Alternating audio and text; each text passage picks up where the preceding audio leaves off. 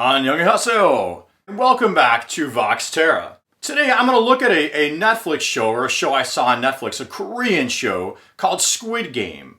Now I'm not recommending you watch Squid Game, it's a violent drama.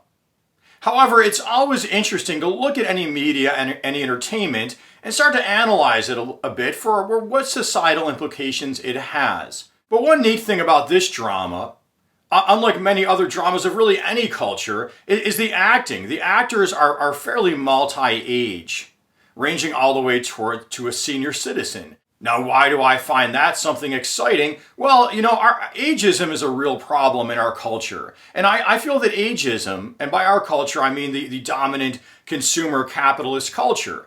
And I bring that up because ageism really fits in well to promoting that constant churning consumerism. In fact, it brings me back to memories of being a teenager and working at a fast food restaurant. And one of my coworkers, and I remember this quote because wow, did it ever hit me, said he hated old people.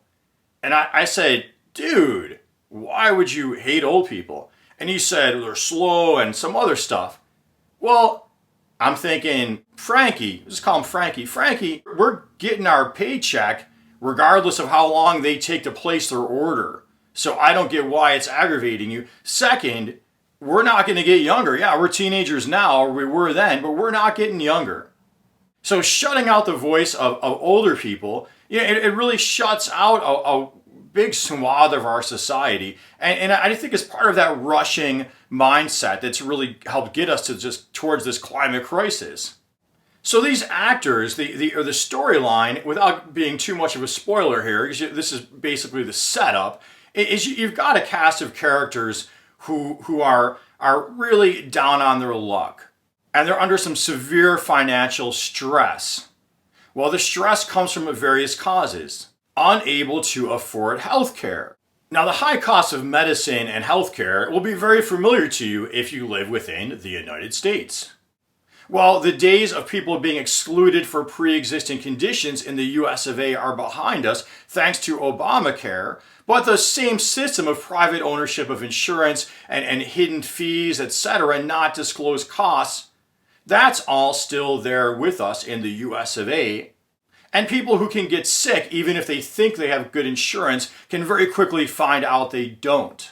The high cost of medicine and medical treatment, apparently that's a problem in South Korea as well. Another problem is being an immigrant living in Korea with, I presume, dubious immigration status and being exploited by an employer who can hold that over your head. And then there are what we could call personal failings, or the lures of materialism, the lures of our, let's use the word, sinful materialistic culture, like gambling and just giving into wanting these things. So in this regard, the drama has a similar setup to the Korean movie Parasite.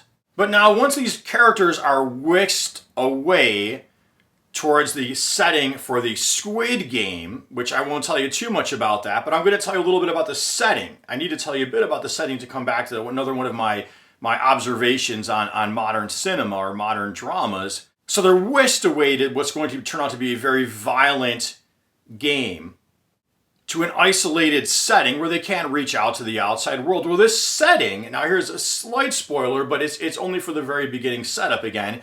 This setting is amazingly whimsical with a lot of childlike features, very magical looking and well done, but yet it's a very dark and disturbing place. So what I'm thinking here is that people in our modern consumer capitalistic culture, which has become very macho, very violent, the music's aggressive, largely hard to sing along with in general.